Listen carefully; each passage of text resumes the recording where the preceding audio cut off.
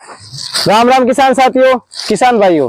आज हम, जैसा कि ये हमारे पास में ट्राइकोडर्मा है और ट्राइकोडर्मा से हम क्या है कि ये सड़ी खाद लेके इसका ट्राइकोडर्मा 3 किलो और 100 किलो के आसपास जो सड़ी खाद है इसमें मिक्स करके और फिर इसको क्या है कि जो भूमि उपचार है उसमें डालेंगे। इसका ये फायदा है कि जो जड़ गलन बीमारी होती है, जैसे जीरे में जड़ गलन बीमारी होती है, उसका निजात पाने के लिए हम इसका ये प्रैक्टिकली तौर पे यानी कि प्रयोग कर रहे हैं, जिससे हम इसका बाद में रिजल्ट देखेंगे कि ये इसका कैसे रिजल्ट आता है और कितना इसका अच्छा रिजल्ट है। इस ट्राइकोडर्मा के साथ ये सड़ी खाद है, इस सड़ी खाद को और ट्राइकोडर्मा को मिक्स करके भूमि उपचार करेंगे। इस ट्राइकोडर्मा अर्जिनियम अब इसको हमने इस जमीन में डाला है, मतलब इसमें सड़ी खाद के साथ मिक्स कर रहे हैं। ये जो ट्राइकोडर्मा है और ये सड़ी खाद है, इसका क्या है कि ये 100 किलो के आसपास सड़ी खाद है। इसमें हम 3 पैकेट ट्राइकोडर्मा के डाल दिए हैं। इसमें ट्राइकोडर्मा की जो स्पीसीज है वो ट्राइकोडर्मा अर्जिनियम है।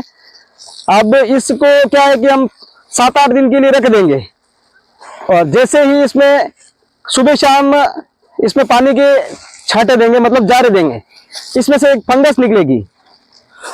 उसके बाद हम इसको क्या करेंगे, भूमि में जैसे यूरिया छिड़काव करते हैं ऐसे इसका भूमि में छिड़काव कर देंगे। इसका ये फायदा है कि इससे जैसे फसल जो बढ़ के जाती है, जैसे जीरे की फसल बढ़ के जाती है या जैसे रायडे की फसल बढ़ के जाती है, बढ़ के जाने का मतलब ये है कि जैसे उसकी जड़ है ना वो काली पड़ जाती है या जड़ जो गलन रोग है वो उस बीमारी से निजात पाने के लिए या फंगस से जो बीमारी होती है उससे निजात पाने के लिए हम ट्राइकोडर्मा से भूमि उपचार करेंगे।